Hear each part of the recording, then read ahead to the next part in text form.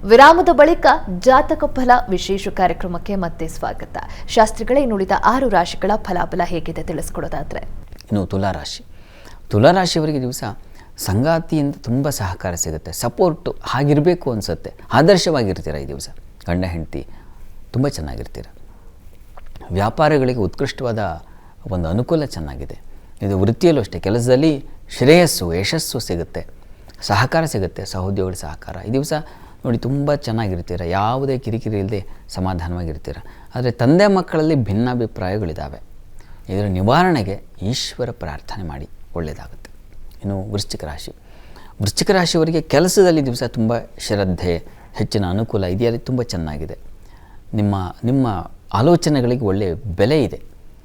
ಜೊತೆಗೆ ಸಾಲ ನಿವಾರಣೆ ಆಗುತ್ತೆ. ಶತ್ರುಗಳಿಂದ ಹೊರಬರ್ತೀರಾ ಅಥವಾ ಶತ್ರುಗಳ ಕಾಟ ಇರಲ್ಲ, ಆ ಮಟ್ಟಿಗೆ ನಿಮಗೆ ಸಮಾಧಾನ ಖಂಡಿತ ಇದೆ. ಆದರೆ ತುಂಬ ಮುಖ್ಯವಾದದ್ದು ಅಂದರೆ ಒಂದು ವ್ಯಥೆ ನಿಮ್ಮನ್ನು ಕಾಡುತ್ತೆ. ಅದರಿಂದ ಕ್ಲಿಷ್ಟತೆ, ಸಂದಿಗ್ಧತೆಗೆ ಸಿಕ್ಕಾಕ್ಕೊಂಡು ಒದ್ದಾಡ್ತೀರ. ನೋವಿನ ಸಂಗತಿ ಅದು. ಇದರ ನಿವಾರಣೆಗೆ ನೀವೂ ಕೂಡ ವಿಷ್ಣು ಸಹಸ್ರನಾಮ ಹೇಳ್ಕೊಂಡ್ರೆ ಬಹಳ ಒಳ್ಳೆಯದು. ಇನ್ನು ಧನುರಾಶಿಯವರಿಗೆ ವೃತ್ತಿಯಲ್ಲಿ ಪರಿಶ್ರಮ ಹೆಚ್ಚು, ಕೆಲಸದ ಶಕ್ತಿ ಇರಲ್ಲ ನಿಮಗೆ. ಕೆಲಸಕ್ಕೆ ಹೋದ ತಕ್ಷಣ ನಿಮಗೆ ಮೈಂಡ್ ಬ್ಲಾಕ್ ಆಗಿಬಿಡುತ್ತೆ. ಅಂಥದ್ದೊಂದು ಲಕ್ಷಣ ಇದೆ. ಇದರ ಜೊತೆಗೆ ಸಂಗಾತಿಯ ಸಮಸ್ಯೆ, ಸಂಗಾತಿಯಿಂದ ಸಹಕಾರ ಸಿಗದೆ ಹೋಗೋದು ಅಥವಾ ವಿರೋಧಗಳು, ಈ ಥರದ್ದು ನಿಮ್ಮನ್ನು ಸ್ವಲ್ಪ ಕುಗ್ಗಿಸುತ್ತೆ. ಇದರ ಹೊರತಾಗಿ ನಿಮಗೆ ಮಕ್ಕಳ ಸಹಾಯ ಚೆನ್ನಾಗಿದೆ. ಈ ದಿವಸ ಆಲೋಚನೆ ಮಾಡ್ತೀರಾ, ಒಳ್ಳೆಯ ಆಲೋಚನೆ ಮಾಡ್ತೀರಾ, ಆದರೆ ಅದನ್ನು ಅಪ್ಲೈ ಮಾಡುವಲ್ಲಿ ಸೋತ್ಬಿಡ್ತೀರ. ಹೀಗಾಗಿ ಇದರ ನಿವಾರಣೆಗೆ ನೀವು ವಿಷ್ಣು ಸನ್ನಿಧಾನಕ್ಕೆ ಹೆಸರು ಕಾಳು ದಾನ ಮಾಡಿ, ಅನುಕೂಲ ಆಗುತ್ತೆ. ಇನ್ನು ಮಕರ ರಾಶಿಯವರಿಗೆ ದಿವಸ ವೃತ್ತಿಯಲ್ಲಿ ಬಹಳ ಚೆನ್ನಾಗಿದೆ, ಅನುಕೂಲಕರ ಫಲಗಳನ್ನು ಸೂಚಿಸ್ತಾ ಇದೆ. ಸ್ವಲ್ಪ ಸಾಲ ಬಾಧೆ ಕೂಡ ಸೂಚಿಸ್ತಾ ಇದೆ. ಸ್ವಲ್ಪ ಹುಷಾರಾಗಿರಿ, ಸಾಲಾಗಿಲ್ಲ ಮಾಡಲಿಕ್ಕೆ ಹೋಗಬೇಡಿ. ಅದರ ಹೊರತಾಗಿ ದಿವಸ ಬಂಧು ಮಿತ್ರರಲ್ಲಿ ತುಂಬ ಅನುಕೂಲ ಉಂಟಾಗುತ್ತೆ. ತುಂಬ ಆಪ್ತ ಮಿತ್ರರು, ಕ್ಲೋಸ್ ಫ್ರೆಂಡ್ಸ್ ಅಂತೀವಲ್ಲ, ಅವರಿಂದ ತುಂಬ ಸಹಾಯ ಸಿಗುತ್ತೆ, ಅನುಕೂಲ ಇದೆ. ಪ್ರಯಾಣದಲ್ಲಿ ಸೌಖ್ಯತೆ ಇದೆ. ನೀರಿನ ಸಮೃದ್ಧಿ ಚೆನ್ನಾಗಿದೆ. ಪ್ರಾರ್ಥನೆಗೆ ದಿವಸ ನರಸಿಂಹ ಸ್ತುತಿ, ಋಣಮೋಚನ ನರಸಿಂಹ, ಆ ಸ್ತುತಿಯನ್ನು ಹೇಳ್ಕೊಳ್ಳಿ. ಇನ್ನು ಕುಂಭರಾಶಿಯವರಿಗೆ ದಿವಸ ಕೆಲಸದಲ್ಲಿ ತುಂಬ ಅನುಕೂಲವಾಗಿದೆ.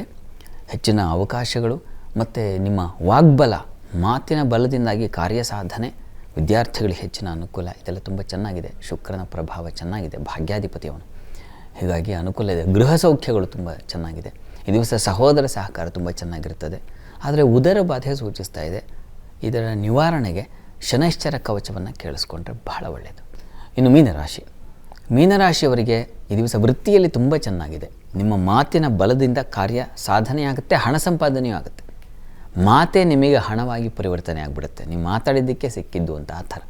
ವಿದ್ಯಾರ್ಥಿಗಳಿಗೆ ತುಂಬ ಚೆನ್ನಾಗಿದೆ. ಕುಟುಂಬದಲ್ಲಿ ಹಿರಿಯರ ಮತ್ತು ನಿಮ್ಮ ಒಡನಾಟ ಚೆನ್ನಾಗಿರ್ತದೆ. ಗುರು ಸಮಾನರ ಜೊತೆಗೆ ಅನುಕೂಲವಾದ ಒಂದು ವಾತಾವರಣ ನಿರ್ಮಾಣವಾಗುತ್ತೆ. ಮಕ್ಕಳಿಂದ ಸಹಾಯ ಇದೆ. ತುಂಬ ಚೆನ್ನಾಗಿದೆ ಇವರೇ ಈ ದಿವಸ. ಪ್ರಯಾಣದಲ್ಲಿ ಮಾತ್ರ ಸ್ವಲ್ಪ ತೊಡಕಿದೆ, ಹುಷಾರಾಗಿ ಓಡಾಡಿ. ಈ ದಿವಸ ನಿವಾರಣೆಗೆ, ಈ ಭಯ ನಿವಾರಣೆಗೆ, ಪ್ರಯಾಣದ ಭಯ ನಿವಾರಣೆಗೆ ಗ್ರಾಮ ದೇವತಾ ದರ್ಶನ ಮಾಡಿ.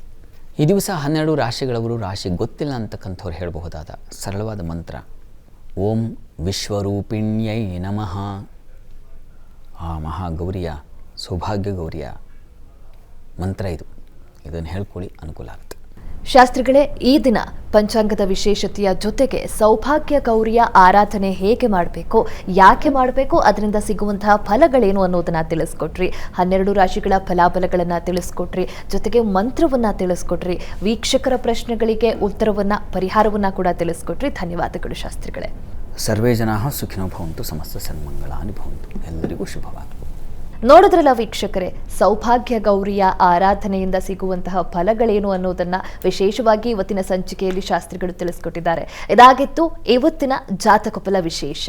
ನೇರ, ದಿಟ್ಟ, ನಿರಂತರ ಸುದ್ದಿಗಾಗಿ ನೋಡ್ತಾ ಇರಿ ಏಷ್ಯಾನೆಟ್ ಸುವರ್ಣ ನ್ಯೂಸ್.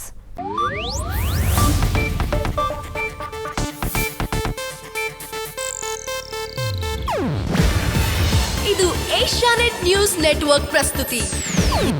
ನೀವು ನೋಡ್ತಿದ್ದೀರಾ ಏಷ್ಯಾನೆಟ್ ಸುವರ್ಣ ನ್ಯೂಸ್.